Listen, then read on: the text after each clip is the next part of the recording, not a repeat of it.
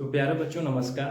हम अपने next video इस वीडियो में स्ट्रेंथ ऑफ मटेरियल के टेक्निकल सब्जेक्ट्स को कंटिन्यू कर रहे हैं और इसमें एसएफडी बीएमडी के कंसेप्ट्स को हम क्लियर कर चुके हैं। उस कंसेप्ट पे हम न्यूमेरिकल सॉल्व कर रहे हैं और इस कंसेप्ट को सॉल्व करने के बाद आपको ये एडवांटेज होगा कि जो लोग जेई की तैयारी कर रहे हैं उनके लिए कंसेप्ट्स को और क्रिस्टल क्लियर उनका होगा और जितने बीटेक और पॉलिटेक्निक में हैं उनका जितना लोग का सेमेस्टर एग्जाम होने वाला है उसमें आपको एक क्लैरिटी मिलेगी। ठीक है, तो ये आपको एक क्वेश्चन दिख रहा है, ये है कैंटिलीवर बीम है। कैंटिलीवर बीम है जिसके ऊपर यूनिफॉर्मली बेयरिंग लोड लगा हुआ है बी पॉइंट तक, ए पॉइंट से बी पॉइंट तक, और फिर फ्री एंड पे एक कंसंट्रेटेड लोड लगा हुआ है और फिर एक मूवमेंट है। ठीक, ये चीजें हैं आपके पास।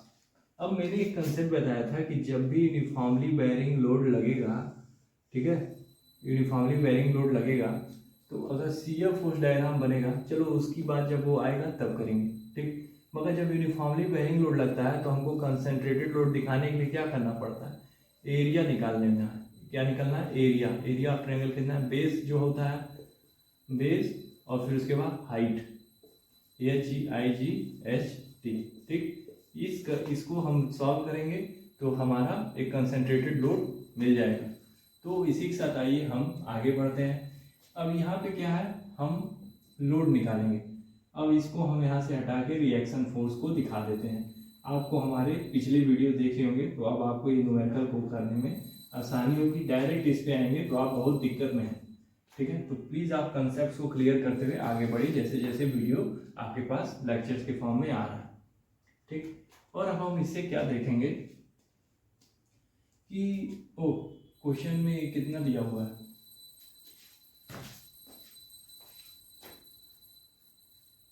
क्वेश्चन में कितना दिया हुआ है, 10 किलो न्यूटन पर मीटर, 10 किलो न्यूटन पर मीटर। ठीक, 10 किलो न्यूटन पर मीटर। ओके, क्लियर दिख रहा है सब कुछ। तो हम इसको एक कंसंट्रेटेड लोड दिखाएंगे तो क्या करेंगे, half base into height. Half base ले लो, बेस क्या है 3 मीटर, हाइट कितना है 10 किलो न्यूटन मीटर। ठीक है, इसको सॉल्व करोगे तो कितना आएगा 15 किलो न्यूटन। ठीक है, 15 किलो न्यूटन। मीटर है और न्यूटन पर मीटर है तो मीटर से मीटर कटेगा, 15 किलो न्यूटन। तो आप इस चीज को ऐसे डॉटेड लाइन करके दिखा दो, 15 किलो न्यूटन। अब देखो 15 किलो न्यूटन का लोड यहाँ लग रहा है इस पे, ये डॉटेड लाइन, और 2 किलो न्यूटन लग रहा है, तो टोटल कितना लोड लग रहा है, कंसंट्रेटेड मूवमेंट को भूल जाओ, तो कितना लोड लग रहा है 17 किलो न्यूटन। तो नीचे की डाउनवर्ड की तरफ 17 आ रहा है तो अपवर्ड की तरफ कितना आएगा 17 किलो न्यूटन, 17 किलो न्यूटन। ठीक है, 17 किलो न्यूटन। वो आप क्लियर दिख रहा है, एकदम बढ़िया दिख रहा है। थोड़ा सा मैं क्लियर करके लिखता हूँ, reaction force 17 kilo Newton. Okay, अब मूवमेंट भी निकालना है क्योंकि लोड है और ये कैंटिलीवर बीम है तो फिक्स इन पे मूवमेंट भी आएगा। अब मूवमेंट कैसे निकालेंगे, मैं यहीं पे सॉल्व करता हूँ, फिर मिटा दूंगा मैं, या मैं साइड कर देता हूँ 15। ठीक, ये लोड है और घूम रहा है, ऐसे घूम रहा है। ठीक है, लोड लग रहा है तो ऐसे घूमेगा ना, मूवमेंट लगाएगा तो 15 इंटू 3 क्लॉकवाइज, देखो ऐसे आना है क्लॉकवाइज। फिर उसके बाद ये लोड को देखो, ये लोड को देखो, 2 प्लस, क्यों, क्योंकि ये भी लोड लग रहा है तो क्लॉकवाइज घूमेगा ना, घुमाएगा बीम को ना क्लॉकवाइज। 2 इंटू 3 3 6, फिक्सिंग से कितने दूरी पर लग रहा है 6 पे, 6। मगर ये देखो घड़ी की विपरीत डायरेक्शन। ठीक, तो -2। अब इसको सॉल्व करते हैं जल्दी से, 15 इंटू 3 45 प्लस 12 57। कुछ गलती होने वाली है,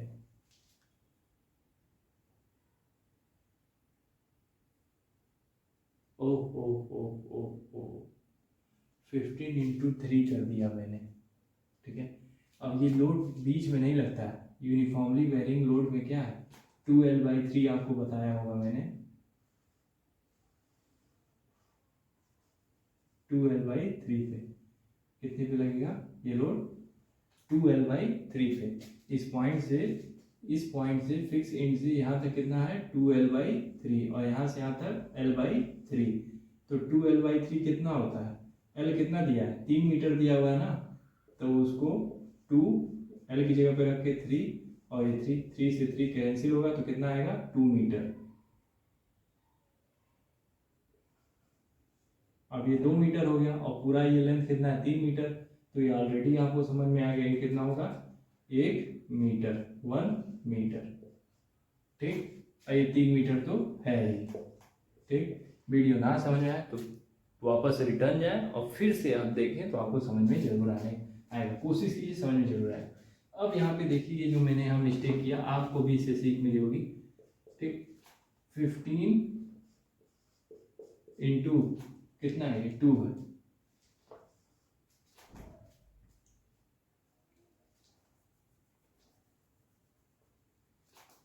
ठीक, और ये कितना है 2 है, तो कितने दूरी पे 12 पे, ये क्लॉकवाइज, ये भी क्लॉकवाइज, ये एंटी क्लॉकवाइज, तो 30 प्लस 12 कितना होगा 42 माइनस 2, 40 किलो न्यूटन मीटर। क्लॉकवाइज लग रहा है, 40 किलो न्यूटन क्या लग रहा है क्लॉकवाइज लग रहा है, तो रिएक्शन क्या लगेगा एंटी क्लॉकवाइज, रिएक्शन क्या लगेगा anti clockwise 40 kilo newton metre, 40 kilo newton metre anti clockwise लगेगा। ठीक, तो अब हम इसको कैसे सॉल्व करेंगे,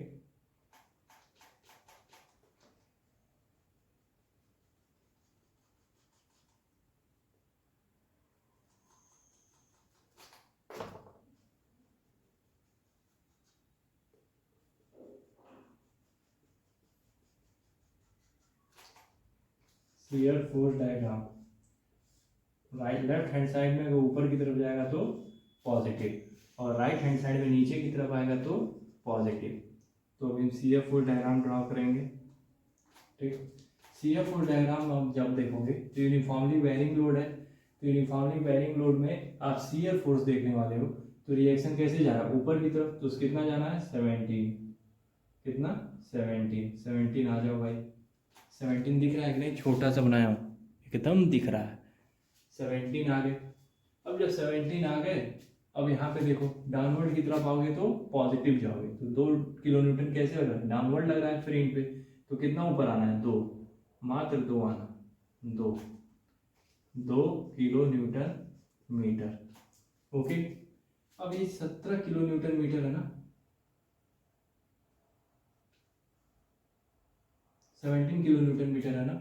अब यहाँ तक कोई कंसंट्रेटेड लोड नहीं है ना, बी पॉइंट तक कोई कंसंट्रेटेड लोड नहीं है, शियर फोर्स बना रहा है, मूवमेंट पे ध्यान मत देना। तो आप सीधे हॉरिजॉन्टल लाइन लेके बी पॉइंट तक आओ, बी पॉइंट तक आप आ गए, और अब यहाँ पे यूनिफॉर्मली वेरिंग लोड है, और आप देखो लोड इंटेंसिटी बढ़ते चली जाती है, जब लोड इंटेंसिटी बढ़े तो shear force diagram, shear force क्या होगा बढ़ता जाएगा। तो किस तरह का कर्व बनेगा, parabola with increasing slope, parabola with increasing slope, तो इंक्रीजिंग स्लोप कैसे दिखेगा ऐसे दिखेगा। What a nice question, what a nice question, night explanation, एकदम फैंटास्टिक एक्सप्लेनेशन, क्या एक्सप्लेनेशन दिया है भाई। ठीक है, एकदम फीलिंग आ रही है, फीलिंग आ रही है कि नहीं, सच बताना क्यों, क्योंकि लोड इंटेंसिटी वेरिएशन बढ़ रही है, जैसे जैसे लोड इंटेंसिटी वेरिएशन बढ़ेगी शियर फोर्स भी बढ़ेगा। ठीक है, शियर फोर्स स्लोप क्या होता जाएगा बढ़ता जाएगा। ठीक है, समझ गए, समझ में आया कि नहीं आया। ठीक है, ये चीज समझो। अब हम बेंडिंग मोमेंट डायग्राम ड्राइंग करेंगे, bending moment diagram, bending moment diagram left की तरफ क्लॉक घूमेगा तो पॉजिटिव, राइट की तरफ एंटी क्लॉक घूमेगा तो पॉजिटिव, इसको लेके ड्रा कर दो।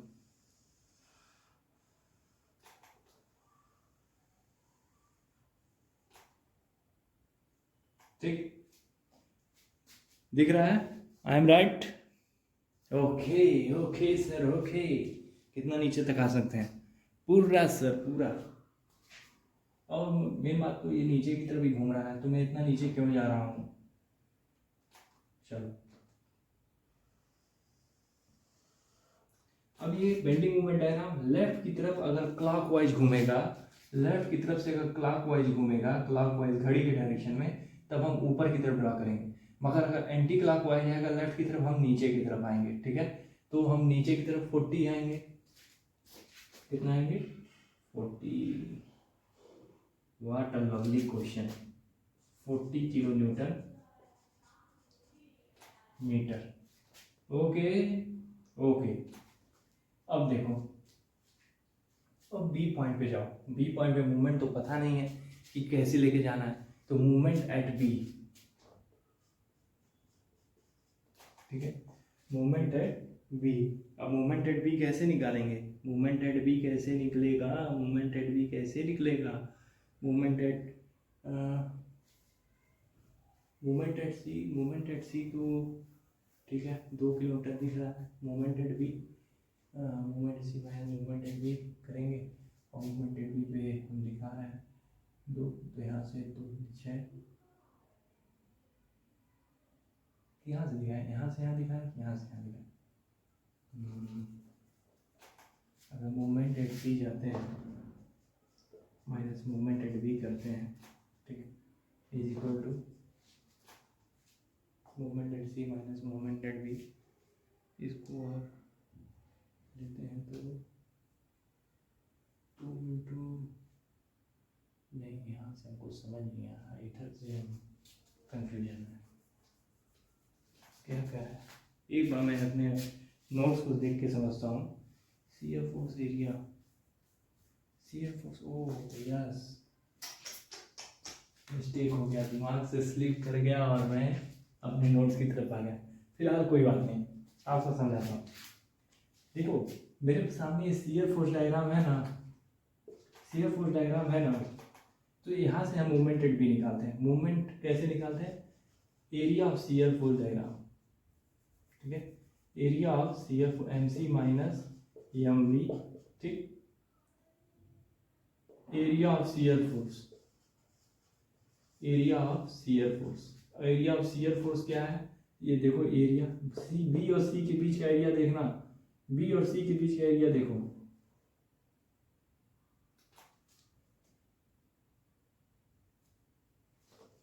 एक मूवमेंट एट सी कितना है? मूवमेंट एट सी है आपका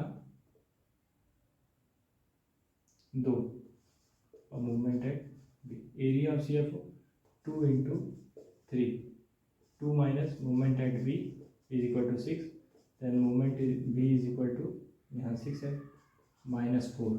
मूवमेंट एट बी कितना आएगा? -4। मूवमेंट एट बी कितना होगा? -4 kilo newton metre, kilo newton metre. तो अब यहाँ 14 किलो न्यूटन है, और हमको कहाँ जाना है? -4 किलो न्यूटन पे जाना है। -4 का मतलब नीचे, एक्सिस के नीचे ही रहेंगे। अब किस तरह जाएंगे? अभी देखो यहाँ पे शियर फोर्स क्या हो रहा है? शियर फोर्स इंक्रीज हो रहा है, तो बेंडिंग मोमेंट डायग्राम का भी स्लोप ऐसा बनाएंगे, और शियर फोर्स से 1 ऑर्डर हायर। ये देखो ये कैसा है? ये पैराबोलिक है, और ये क्यूबिकल होगा, क्यूबिक होगा। तो इंक्रीजिंग स्लोप कैसा होगा? इंक्रीजिंग स्लोप कैसा होगा? ये ऐसे जाएगा, इंक्रीजिंग स्लोप ऐसे, ठीक, और फिर यहाँ से इंक्लाइंड स्ट्रेट में, यहाँ पे 4 किलो न्यूटन, ठीक, यहाँ पे देखो, ओके, समझ में आ गया? ये क्वेश्चन, ये बेहतरीन क्वेश्चन था, और एक तरह से टफेस्ट क्वेश्चन भी था। थोड़ा सा हम मिस्टेक कर गए, उसके लिए मैं माफ़ी मांगना चाहता हूँ आपसे पूरी तरीके से, ठीक है। ये है मार्कर,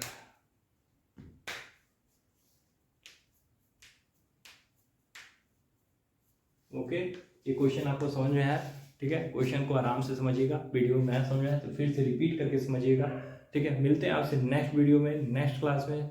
आपको अगर हमारी वीडियो अच्छी लगी, कंटेंट अच्छा लगा, तो हमारे वीडियो को एक लाइक दीजिए, सब्सक्राइब कीजिए, और जितने जूनियर इंजीनियर के एग्ज़ाम वाले हैं, आप टेंशन ना लीजिए, आपके एग्ज़ाम होने तक उत्तराखंड के जितने लोग जेईई वाले देख रहे हैं, हम बड़े बड़े इंपॉर्टेंट टॉपिक्स के कंसेप्ट को जरूर सॉल्व करेंगे। बीटेक वाले हो तो आपके CF force diagram, bending moment diagram को हम इस तरह कवर कर दिए हैं, अब बस न्यूमेरिकल प्रैक्टिस ही है, वो आप करते रहिए।